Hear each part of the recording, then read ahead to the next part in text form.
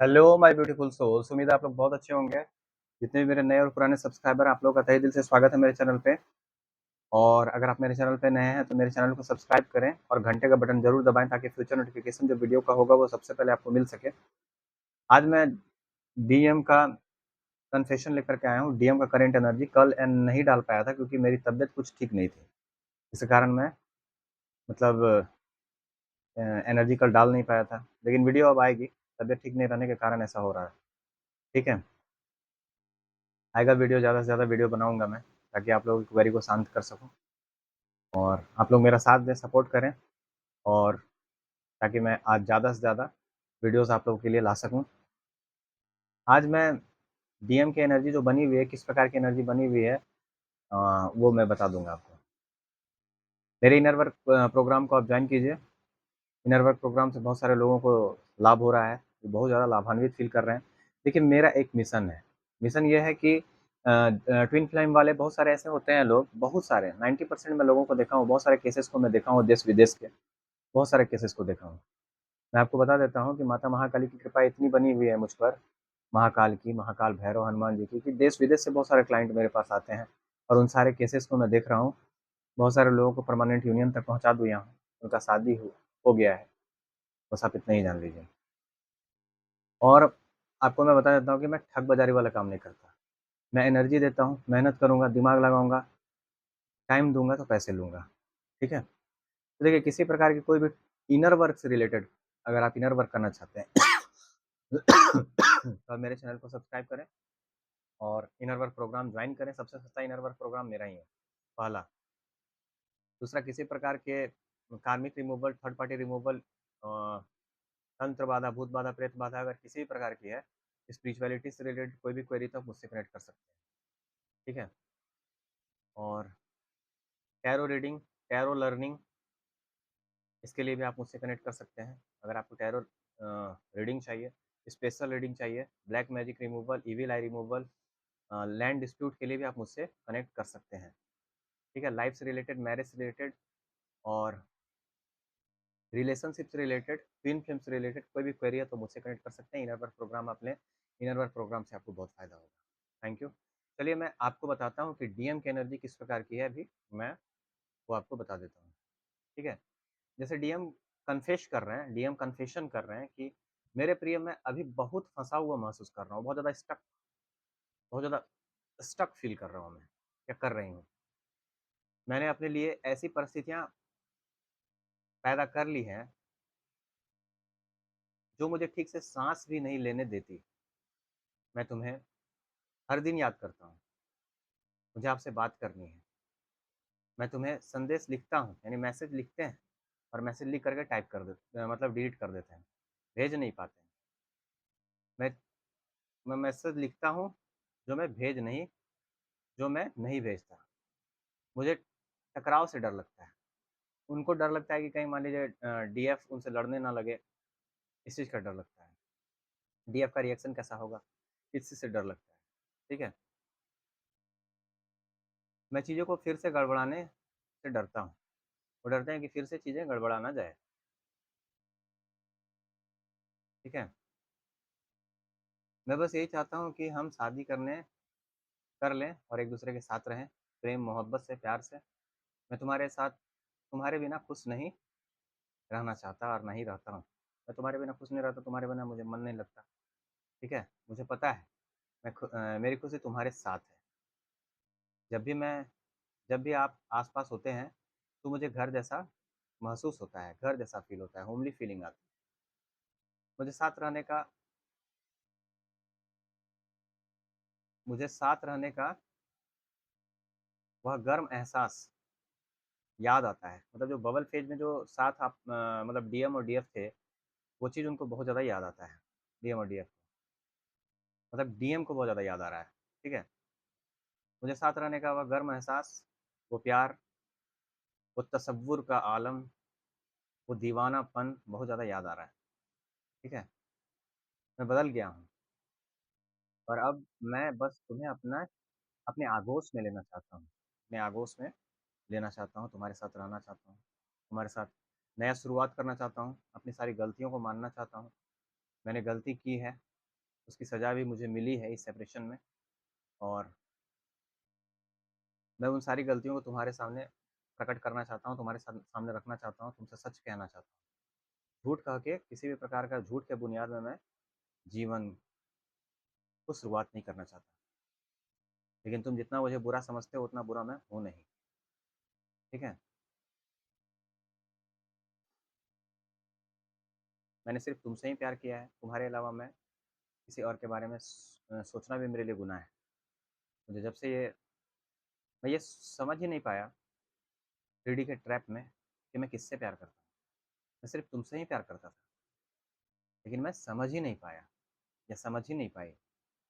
जब आप मुझसे दूर गए, तब मुझे एहसास हुआ कि मैं सिर्फ़ आपसे ही प्यार करता हूँ या आपसे ही प्यार करती हूँ। आप मेरे पास थे तो लगता ही नहीं था कि आप मेरे से दूर हैं कभी। मैं समझ ही नहीं पाया। तब कितना नासमझ मेरा दिल है कि तुमको कितना चाहता है ये समझ ही नहीं पाया वो। डीएम ये कहते हैं कि मेरा दिल कितना नासमझ है कि तुमको कितना चाहता है ये समझ ही नहीं पाया, ठीक है? ठीक है? अब वो चाहते हैं कि ये जो मेरी दर्द भरी जो बात है जो मैं तुमसे कहना चाहता हूँ, जो मैं तुमसे प्यार करता हूँ, मैं तुमसे कह नहीं सका अभी तक। 2 साल से 3 साल से मेरे मन में वो बात है। मैं तुमसे कहना चाहता हूँ लेकिन हिम्मत नहीं जुटा पा रहा हूँ अभी तक कि मैं वो बात तुमसे कह सकूँ। लेकिन अब धीरे-धीरे मुझे हिम्मत मिल रही है, आ रही है ताकि मैं तुम्हारा सामना कर सकूँ। तुम मुझसे गुस्सा हो जब भी मैं तुम्हें अपने बारे में बताऊँगा या बताऊँगी, तुम बहुत गुस्सा करोगे, मुझे पता है। मुझसे नफ़रत करोगे, करना भी चाहिए। लेकिन मैं सिर्फ़ तुमसे ही प्यार करता हूँ और सिर्फ़ तुमसे ही प्यार करता रहूँगा, चाहे मैं तुम्हारे साथ रहूँ या तुम मुझे स्वीकार करो या ना करो। लेकिन मैं तुम्हें अपने दिल की बात बता के ही रहूँगा, सच्चाई बता के ही रहूँगा। मैं तुमसे झूठ नहीं बोलना चाहता। झूठ के बुनियाद में किसी भी प्रकार की कोई भी चीज़ को मैं खड़ा नहीं करना चाहता। किसी भी रिश्ते को, किसी भी चीज़ को मैं झूठ के बुनियाद में खड़ा नहीं करना चाहता। मैं अपना कन्फेशन तुम्हें बताना चाहता हूँ कि मैं कितना चाहता हूँ तुम्हें या कितना चाहती हूँ तुम्हें। मैं बस इतना चाहती हूँ कि तुम्हारे साथ रहूँ और तुम्हारे साथ रहूँ, तुम्हारे पास रहूँ। तुम्हारे साथ अगर कोई भी होता है, तो मुझे बहुत जलन होती है। तुम्हारे आस-पास कोई भी होता है तो मुझे बहुत जलन होती है कि तुम्हारे पास आस-पास कोई है। मैं हमेशा चाहता हूँ कि तुम मेरे साथ रहो, मैं तुम्हारे साथ रहूँ। तुमसे दूर नहीं रहना चाहती मैं या नहीं रहना चाहता मैं। मैं सिर्फ़ तुमसे ही प्यार करता था, करता हूँ और करता रहूँगा या करती हूँ, करती रहूँगी। भले तुम मुझे माफ़ करो या ना करो लेकिन मैं एक बार मुझे मौका दो ताकि मैं अपने दिल की बात तुमसे कह सकूँ। एक बार मुझे अपने दिल की बात कहने का मौका दो। भगवान भी एक बार अपने दिल की बात कहने का मौका देते हैं और मैं तुमसे यही चाहता हूँ या चाहती हूँ कि तुम मुझे अपनी दिल की बात, जो मेरे दिल में बात है, जो मैं आज तक कह नहीं सका, वो तुमसे कहना चाहता हूँ या कहना चाहती हूँ। मैं कितना बेवकूफ़ थी या बेवकूफ़ था कि मैं तुमसे प्यार करता हूँ ये बात मैं समझ ही नहीं पाया और कितना मूर्ख था मैं। मेरी सबसे बड़ी गलती यही थी कि मैं बहुत जल्दी-जल्दी किसी भी इंसान पे या किसी भी चीज़ पर ट्रस्ट कर लेता था। किसी की बातों से प्रभावित हो जाता था या हो जाती थी। कोई मुझे कुछ कह देता था तो मैं प्रभावित हो जाता था उससे, प्रभावित हो जाती थी उससे और किसी पर भी बहुत जल्दी ट्रस्ट कर लेती थी या कर लेता था, किसी की बातों पर। मेरा भोलापन, मेरा जो सीधापन था, वही मुझे लेके डूब गया। मैंने खुद ही अपने रिश्ते को ख़त्म कर लिया। ये मैं बहुत अच्छे से जानती हूँ कि मैंने खुद ही अपने रिश्ते को ख़त्म किया है। भगवान से भी कोई शिकायत नहीं है। भगवान से भी जब मैं जब भी मैं तुम्हें माँगी हूँ, तब तब भगवान तुम्हें मेरे पास लाए हैं। तुम खुद आए हो मेरे पास, लेकिन मैं उस समय भी समझ नहीं सका। उस अपॉर्च्युनिटी को ग्रैब नहीं कर सका या कर सकी, और आज मैं कोस रहा हूँ अपने आप को कि मैंने क्या कर दिया। मेरा प्यार खुद मेरे पास चल के आया था, मेरी सारी गलतियों को माफ़ करके मुझे अपनाने के लिए, लेकिन मैं समझ ही नहीं सकी, और मैं ईगो में आकर के आपसे बुरा बर्ताव कर दी, आपके फैमिली वालों से भी बुरा बर्ताव कर दी, और अब खुद से नाराज़ हूँ मैं। और मुझे रहना भी चाहिए, क्योंकि मैंने सारी चीज़ें खुद खराब की हैं। खुद गलती है मेरी, इसमें किसी की कोई गलती नहीं। हाँ, अलग कराने में मेरे परिवार के सदस्यों का हाथ था। जिस परिवार को मैं अपना समझता था या समझती थी, वो परिवार ही मेरा नहीं था। मैं समझ ही नहीं सकी कि मेरा सिर्फ़ इस दुनिया में मेरा डीएफ है और कोई भी नहीं है। लेकिन अब मुझे एहसास हो गया है, मैं पूरी तरह से बदल चुकी हूँ। जिसे तुम जानते थे वो मैं नहीं हूँ। जैसा तुम मुझे चाहते थे कि मैं बन जाऊँ, मैं उससे भी बेहतर बन चुकी हूँ। और मुझे बेहतरी के लिए जो मैं चेंज हुई हूँ, मुझे आपने बेहतरी के लिए चेंज कर दिया। मुझे सही मार्ग दिखाया, मुझे बनाया। मुझे दुनियादारी की समझ नहीं थी, इसी कारण मैंने बहुत सारी गलतियाँ की, और वो सारी गलतियाँ मुझसे क्यों हुई, कब हुई, मुझे कुछ समझ में नहीं आया। मैं जानते हुए भी गलतियाँ कर रही थी, सोच समझ के गलतियाँ कर रही थी। इतनी गलतियाँ कर रही थी मैं सोच समझ के, और मुझे उस समय आपकी बातें अच्छी नहीं लग रही थी। आप मुझे हर बार मेरी गलतियों को करने से रोक रहे थे, हर बार। लेकिन मैं आपकी बातों को नहीं समझी, और आप ही से दूर हो गई। फिर जब आप मुझसे दूर हुए, आफ्टर 6 मंथ, और लगभग एक 9 महीने के बाद जब आप दूर हुए, तब मुझे एहसास हुआ कि मैं सिर्फ आपसे ही प्यार करती हूँ। और आज मैं खुद को कोस रही हूँ कि मैंने अपने लव ऑफ माई लाइफ को खो दिया मैंने।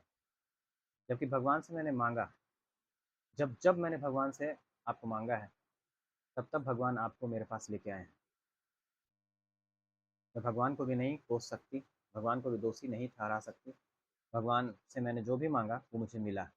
आपको मैंने मांगा था भगवान से, आप भी आए और मेरी सारी गलतियों को माफ़ करके मुझे एक मौका देने के लिए आए थे, लेकिन मैं उस मौका को भी ग्रैब नहीं कर सकी। कितनी अभागी हूँ मैं। मैं यही समझती हूँ कि कितना बेवकूफ़ हूँ मैं, जो आज तक बेवकूफ़ बनती रही। लोग मुझे बेवकूफ़ बनाते रहे। मेरे परिवार के सदस्य, मेरे अपने, जिस पर मैंने सबसे ज़्यादा विश्वास किया, उन्होंने ही मुझे आज यहाँ ला कर के पटक दिया, जहाँ मेरा कोई भी नहीं है इस दुनिया में। न माँ, न बाप, न भाई, न मामा, न मौसी, कोई भी नहीं। कोई भी नहीं है मेरा। आप सही कहते थे, और आप हमेशा सही थे, और हमेशा सही रहेंगे, और मैंने आपको खो दिया। मैं बहुत तकलीफ़ में हूँ इस बात से कि मैंने आपकी कदर नहीं की। आपको कितना उल्टा-पुल्टा मैंने कहा, गालियाँ भी दी, नीचा भी दिखाया, बेइज़्ज़ती भी किया। फिर भी आप मुझसे इतना प्यार करते थे कि आपने मुझे छोड़ा नहीं, कभी नहीं छोड़ा आपने मुझे। आप हमेशा मेरे साथ थे, मेरे प्रोटेक्शन बन कर के मेरे साथ थे। मुझे गलत लोगों से बचाया। आप मेरे परिवार के सामने भी मुझे माँगे, मेरे परिवार के सामने भी आप लड़ गए, लेकिन फिर भी मुझे आपका प्यार नहीं दिखा। कितना बेवकूफ़ थी मैं। कि मैं समझ ही नहीं सकी कि कोई मुझसे इतना प्यार कर सकता है। मैंने इतना डीप लव आज तक नहीं देखा था कि कोई मुझसे इतना भी प्यार कर सकता है। माँ-बाप से भी ज़्यादा आपने मुझसे प्यार किया। हमेशा हर बुराई से मुझे अवगत कराया, मुझे बताया कि ये बुरा है, अच्छा है, नहीं है, ये मत करो, वो मत करो, तुम पहले जैसे बन जाओ। लेकिन मैंने आप ही को बुरा समझा। पता नहीं कैसे नशे में मेरा मन था, कैसे नशे में मेरा ये दिल था कि मैं समझ ही नहीं सकी कि क्या सही है, क्या गलत है। और मैं मैंने आप ही को बुरा-भला कर दिया, गालियाँ दी, फिर भी आपने मेरा साथ नहीं छोड़ा। कोई किसी से इतना प्यार कर सकता है क्या, जितना आपने किया मुझसे? और मैंने आपको केवल तिरस्कार ही दिया है। तिरस्कार के अलावा और कुछ भी नहीं दिया मैंने आपको। जिस प्यार के हकदार आप थे, वो प्यार मैं कहीं और बाँटती रही। लेकिन उन लोगों ने भी मुझे धोखा दिया। तब मुझे समझ में आया कि आप सही कहते थे। और जो अपने बड़ों का बात नहीं मानता, जो जो लोग रोकते-टोकते हैं ना, वो होने बहुत आवश्यक है जीवन में। मेरी माँ ने कभी मुझे टोका नहीं, किसी भी चीज़ के लिए। मेरा मैं छोटे कपड़े भी पहनती थी, तो भी मेरी माँ ने नहीं टोका। मुझे कभी मेरी माँ ने सही रास्ता नहीं दिखाया। कभी भी मुझे मना नहीं की कि तुम छोटे कपड़े मत पहनो, लोग तुम्हें देख कर के क्या कहेंगे, अच्छा नहीं लगता, तुम बड़ी हो रही हो। लेकिन ये चीज़ आपको दिख गया और आप मुझे रोक-टोक करने लगे। मुझे लगा उस समय कि आप ही मेरे दुश्मन हैं। मैं समझ ही नहीं सकी कि आप मेरा भला चाहते हैं। आप मुझसे प्यार करते हैं, मेरे सोल से प्यार करते हैं। आप चाहते हैं कि कोई भी मेरे ऊपर उँगली ना उठा सके। लेकिन मैंने आप ही को अपना दुश्मन समझ लिया उस समय। और आज मुझे जब मैंने आपको हमेशा के लिए खो दिया, तो मुझे ये एहसास हो रहा है कि मैंने क्या खो दिया है। पता नहीं अब आप मुझे माफ़ करेंगे या नहीं। मुझे एक मौका चाहिए ताकि मैं अपने दिल की बात आपसे कह सकूँ, जो मेरे दिल में है, मैं आपसे कहना चाहता हूँ, कहना चाहती हूँ ताकि आप मेरे दिल की बात सुनें। मुझे सिर्फ़ 10 मिनट चाहिए ताकि मैं अपने दिल की बातें कह सकूँ आपको। और अगर आप मुझे 10 मिनट दें, तो मैं आपसे अपने दिल की बात कह सकूँ, अपनी गलतियों को स्वीकार कर सकूँ ताकि मैं चैन से मर सकूँ, अपने आप को माफ़ कर सकूँ। मेरे लिए इस दुनिया में सबसे ज़्यादा ज़रूरी आपका फ़ॉरगिवनेस है। अगर आप मुझे माफ़ कर देंगे, तो मैं समझूँगी कि मैंने सबसे बड़ी चीज़ को प्राप्त कर लिया। क्योंकि मैंने एक ऐसे इंसान का दिल दुखाया, जो सिर्फ़ मेरे लिए जीता था, जो सिर्फ़ मेरे से प्यार करता था। मैं उसके प्यार को समझ ही नहीं सकी। कोई भी इंसान जितना आप सहे हैं, जितना आप मेरे लिए किए, कोई नहीं करता। यहाँ किसी को फुर्सत नहीं है। अपने रिश्तेदार, अपने खून के रिश्तों को फुर्सत नहीं है कि वो आपके लिए कुछ कर सके। और आपका मैं क्या लगती थी, फिर भी आपने मेरे लिए बहुत कुछ किया। मैं समझ ही नहीं सकी। बहुत एहसान है आपके। कृपा करके मुझे माफ़ करने की कृपा करें, ताकि मैं चैन से इस जीवन में रह सकूँ। और हो सके तो मुझे माफ़ करने की कोशिश करें, क्योंकि माफ़ करना बहुत मुश्किल है। जो मैंने किया है, उन सब चीज़ों के लिए माफ़ करना बहुत मुश्किल है। केवल नफ़रत ही किया जा सकता है, माफ़ नहीं किया जा सकता। आप हमेशा से सही थे, सही हैं और सही रहेंगे, मुझे पता है। मैंने एक बहुत ही स्पिरिचुअल, बहुत ही लविंग, बहुत ही केयरिंग इंसान का दिल तोड़ दिया। की बेइज्जती की पूरे शहर में। और आज मुझे, जब आप मुझसे दूर हो रहे हैं, तब मुझे एहसास हो रहा है कि मैं आपसे कितना प्यार करती हूँ। मैं आपको खोना नहीं चाहती। लेकिन जब मैं ये सोचती हूँ कि आप मुझे जब मेरी गलतियों को करते हुए देखते होंगे, तब आपके दिल में क्या गुजरती होगी? आप कैसे उन सारी चीज़ों को बर्दाश्त करके, उन सारी चीज़ों को देख करके आप मुझे माफ़ भी कर सकते हैं? मैं समझ ही नहीं सकी कि कोई किसी को इतना सब कुछ करते हुए देख करके और माफ़ कैसे कर सकता है? वो तो केवल नफ़रत ही कर सकता है। फिर भी आपने मुझे माफ़ करके एक मौका देने की कोशिश किया, क्योंकि मैं भगवान से, भोलेनाथ से आपको माँगी थी, और भोलेनाथ आपको लेकर के आए। आप सारे गुनाहों को माफ़ करके मेरे पास आए थे, एक नया शुरुआत करने के लिए। लेकिन मैं ही नहीं मानी। मैं ही अपने एटीट्यूड, अपने घमंड, अपने ईगो में आपके प्यार को नहीं समझ पाई थी, ना तब और ना अब। तो मेरा परिवार भी मेरा नहीं है। कृपा करके मुझे माफ़ करने की कृपा करें, ताकि मैं चैन से मर तो सकूँ, चैन से रह सकूँ।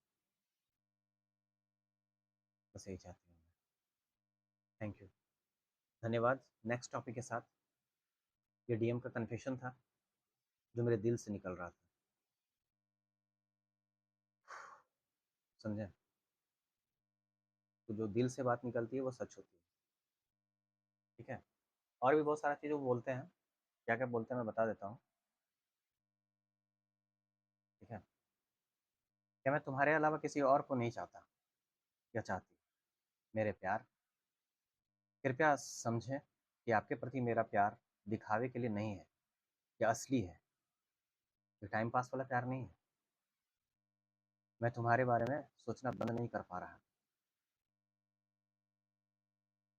मेरा दिल आपके प्यार और स्पर्श के लिए तरस रहा है। मैं अलगाव को, यानी सेपरेशन को काफ़ी झेल चुका हूँ। सेपरेशन में काफ़ी झेल चुका हूँ या चुकी हूँ। अब मैं अपनी सारी गलतियाँ सुधारने के लिए तैयार हूँ। मैं तुमसे प्यार करते हुए इस संबंध को नहीं छोड़ने वाला हूँ। मेरा विश्वास करो मेरे प्यार, मैं तुम्हारे लिए वापस आ रहा हूँ। स्ट्रेटजी बना रहे हैं वो आपके पास आने के लिए। स्ट्रेटजी, प्लान बना रहे हैं ताकि आपके पास आ सकें और अपना कन्फेशन कर सकें। एक्शन की एनर्जी है, एक्शन लेंगे। डर है खोने का डीएफ को। डीएम में कि यदि आप अगर अब एक्शन नहीं लेंगे डीएम, तो वो डीएफ को हमेशा के लिए खो देंगे, ऐसा डर उनको है।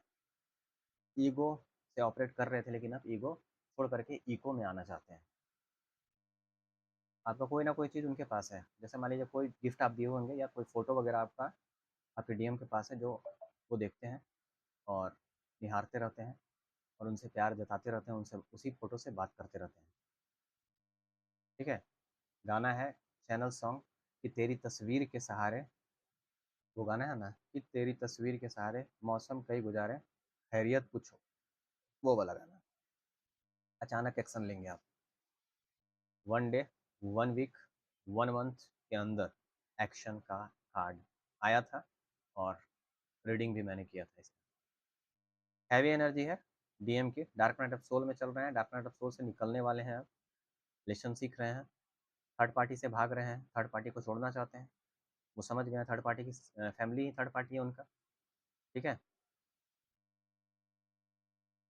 डीएफ के लिए एक्शन लेंगे। ठीक है?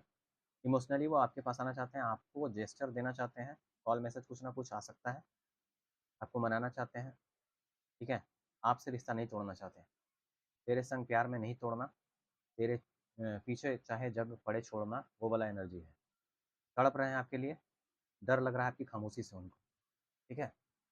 चलिए नेक्स्ट टॉपिक के साथ फिर मैं मिलूंगा, ताकि मैं आप लोगों की क्वेरी को ज़्यादा से ज़्यादा शांत कर सकूँ। आप लोग मेरे चैनल को सब्सक्राइब कीजिए, लाइक कीजिए, शेयर कीजिए और कमेंट कीजिए कि और किस किस टॉपिक में मैं वीडियो बना सकता हूँ। शेयर जरूर कीजिए, लाइक जरूर कीजिए।